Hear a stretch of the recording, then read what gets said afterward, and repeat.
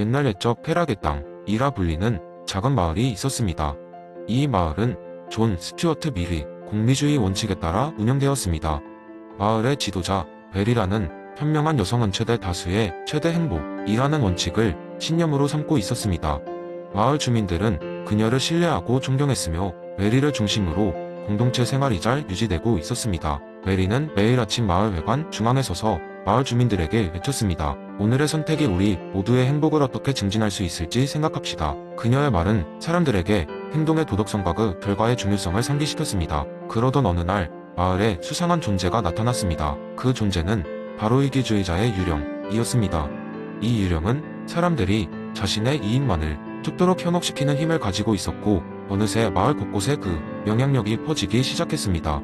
마을 사람들은 서서히 작은 이익에 집착하기 시작했습니다. 빵집 주인 제임스는 더 많은 수익을 내기 위해 빵의 품질을 떨어뜨렸고 농부 루시는 더 많은 곡물을 재배하기 위해 땅을 혹사했습니다. 이렇게 마을의 곳곳에서 눈에 띄지 않게 이기주의자의 유령이 주둔하게 되었습니다. 메리는 마을의 변화를 감지했습니다. 더 이상 사람들의 얼굴에서 이전처럼 행복한 미소를 쉽게 찾아볼 수 없었습니다.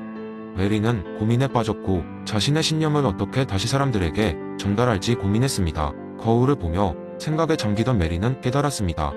유령보다 더 큰 힘은 바로 공동체의 행복과 도덕성이라는 것을. 그녀는 주민들을 회관에 모았습니다. 여러분, 우리는 제각각의 이익이 아니라 모두의 행복을 위해 이 자리에 모였습니다.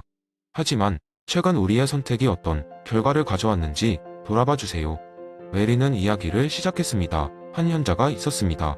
그는 매일 아침 바닷가를 걸으면서 작은 해파리들을 바다로 던져주곤 했습니다. 한 행인이 그를 보고 말했습니다. 당신이 도와주는 것은 몇 마리에 불과하군요. 이 넓은 바다에 무슨 변화가 있을까요? 현자는 미소를 지으며 해파리를 하나 더 바다에 던지고 말했습니다. 이 해파리에겐 큰 변화가 있지요.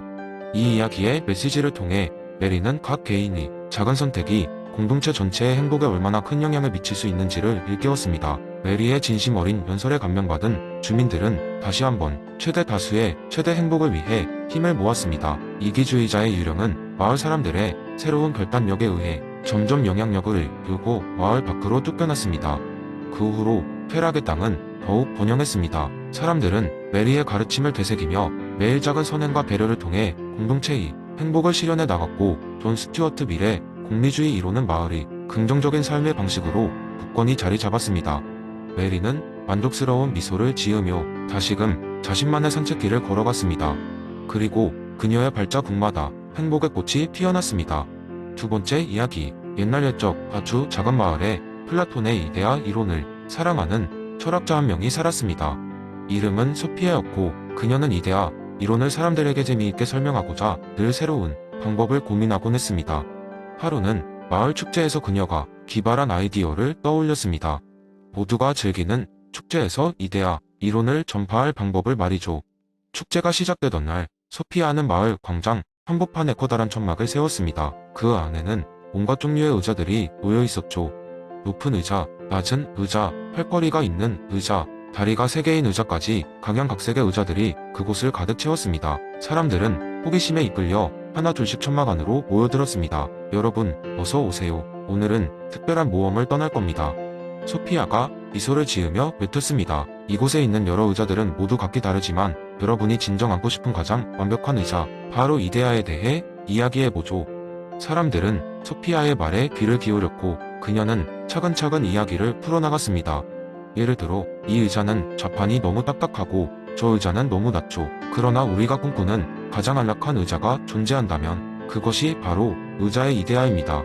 이데아는 눈에 보이지 않지만 우리 마음속에 가장 이상적인 모습으로 자리 잡고 있답니다. 소피아는 그 어릴 적 강렬한 인상을 주었던 수수께끼 이야기를 꺼내 들려주었습니다. 옛날 옛적 여행자 한 명이 이상한 동굴에 갇혔다고 해요. 그곳에서 그는 벽에 비친 그림자만을 보고 살아야 했죠. 어느 날 그는 용기를 내어 동굴을 나왔고 비로소 태양 아래서 진짜 세상을 보게 되었답니다. 그때 깨달았죠. 그가 보던 것은 진짜 사물이 아니라 반사된 그림자에 불과했음을. 아이들도 어른들도 이 이야기에 넋을 잃고 귀를 기울였습니다. 소피아는 말을 이었습니다. 우리의 현실 세계는 마치 그 동굴 속처럼 불완전한 그림자의 세계입니다. 하지만 이데아를 이해하게 되면 우리는 진정한 본질을 깨닫게 되겠죠. 축제가 끝나갈 무렵 모든 사람들이 소피아의 천막을 들렀고 그들이 바라던 가장 완벽한 의자를 마음속에 그리며 집으로 돌아갔습니다. 소피아는 미소를 지으며 속으로 생각했죠. 오늘도 이데아를 전파했군. 그날 이후로 마을 사람들 사이에선 종종너의 이데아는 무엇이니? 라는 질문이 오가곤 했습니다.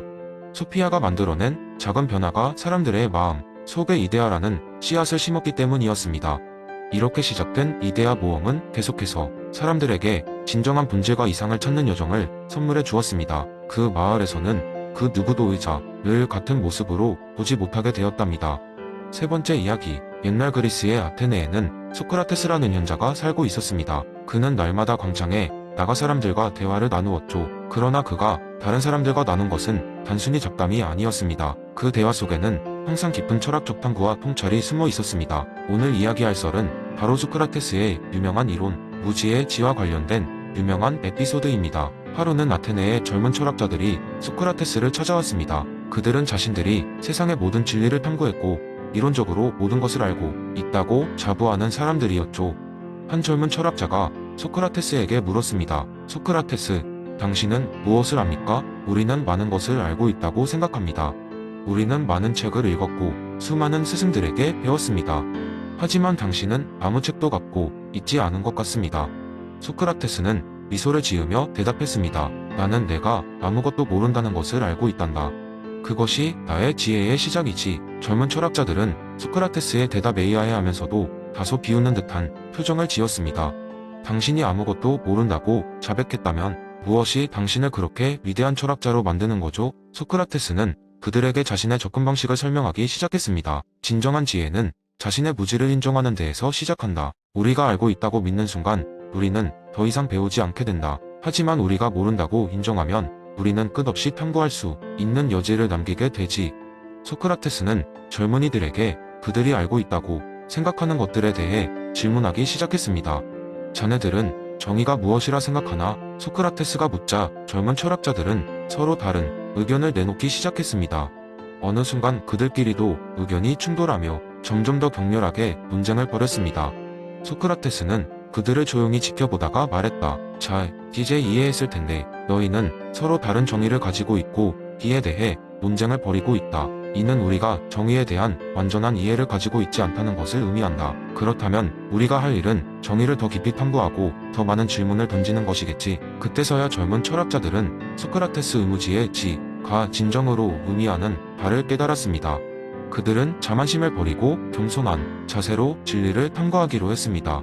그날 이후 젊은 철학자들은 더욱 열린 마음으로 세상을 바라보며 소크라테스에게 배운 방법으로 끊임없이 질문을 던지며 배우기 시작했습니다. 소크라테스의 이 썰은 오늘날까지도 우리에게 중요한 교훈을 줍니다. 자신의 무지를 인정하는 것은 겸손을 뜻하는 동시에 더 큰 지혜로 나아가는 첫걸음이라는 것을 말이죠. 이는 현대를 살아가는 우리에게도 깊은 시사점을 주며 끊임없이 배우고 탐구하게 하는 원동력이 될 것입니다. 네 번째 이야기, 옛날 옛적 어느 조용한 마을에 알렉산드로라는 젊은 남자가 살고 있었습니다. 알렉산드로는 한적한 농장에서 양을 돌보고 밭을 가꾸며 평온한 나날을 보내고 있었지만 그는 항상 삶의 의미와 자신이 가야 할 길에 대해 고민하곤 했습니다. 그러던 중 어느 날 밤 꿈속에서 신비로운 현자를 만나게 되었습니다. 현자는 알렉산드로에게 영원 회귀라는 개념을 설명해 주었습니다. 그는 알렉산드로에게 이렇게 말했습니다. 우주에서 모든 사건은 무한히 반복된단다. 내가 오늘 하는 작은 선택부터 시작해 인생의 모든 순간이 반복될 것이니 그 점을 염두에 두고 하루를 살아야 한다. 아침에 깨어난 알렉산드로는 그 꿈을 곰곰이 되새기며 생각에 잠겼습니다. 만약 그의 삶이 정말로 무한히 반복된다면 현재의 자신은 영원한 삶 내내 그와 같은 날들을 살아가게 된다는 말이었습니다. 이 생각은 그에게 두려움을 가져다 주었지만 동시에 새로운 깨달음을 주었습니다. 그의 모든 행동이 일종의 영원한 발자취를 남긴다는 것이었죠. 그날부터 알렉산드로는 그의 삶임의 순간에 전념하기로 결심했습니다. 그는 매일 아침 일출을 보며 감사함을 느끼고 주변 사람들에게 더 친절하고 배려하며 자신의 일을 더 정성스럽게 했습니다. 그리고 매일 저녁 잠들기 전 그는 오늘 같은 하루가 영원히 반복된다 해도 나는 후회하지 않을 것이다 라는 마음가짐을 갖고 잠자리에 들었습니다. 시간이 지나 그의 삶은 눈에 띄게 변했습니다. 농장은 더 풍성한 수확을 거두게 되었고 그는 마을 사람들 사이에서 신뢰받는 사람이 되었습니다. 그의 태도는 다른 사람들에게도 영향을 미쳤습니다. 마을 사람들 사이에서는 당신의 하루를 알렉산드로처럼 살라는 말이 유행처럼 번져갔습니다. 마을은 점점 더 따뜻하고 상생하는 공동체가 되어 갔습니다. 하지만 알렉산드로의 변화를 가장 크게 체감한 것은 바로 그 자신이었습니다. 그는 그저 반복적으로 시간이 흘러가는 것이 아닌 매 순간을 살아있음에 대해 진정한 의미와 기쁨을 느낄 수 있게 되었습니다. 그는 비로소 자신의 삶이 얼마나 중요한지 그리고 얼마나 소중히 여겨져야 하는지를 이해하게 된 것입니다. 젊은 알렉산드로에서부터 시작된 이 작은 변화는 마을 전체에 긍정적인 파급 효과를 가져왔고 그의 이야기는 세월이 흘러 먼 곳까지 전해졌습니다. 사람들은 그의 이야기를 통해 영혼의 귀에 철학을 자기 삶에 투영해 보곤 했습니다. 알렉산드로는 이제 전설적인 이야기 속 인물이 되었지만 그는 그저 매일매일 자신의 삶을 최선을 다해 살았던 한 사람에 불과했습니다. 그리고 그의 이야기는 우리 가스관적으로 보내기 쉬운 하루하루를 얼마나 의미 있는 것으로 만들 수 있는지를 다시금 생각하게 해주는 좋은 예시가 되었습니다. 이렇게 영혼의 귀의 교훈은 알렉산드로의 삶을 통해 전 세계로 퍼져 사람들로 하여금 자신들과 그 주변의 삶에 대해 더 깊이 성찰하게 만들었습니다. 그리고 누군가는 오늘도 자서전에 이렇게 적어 내려가겠죠. 나는 오늘을 다시 살게 될 것이다.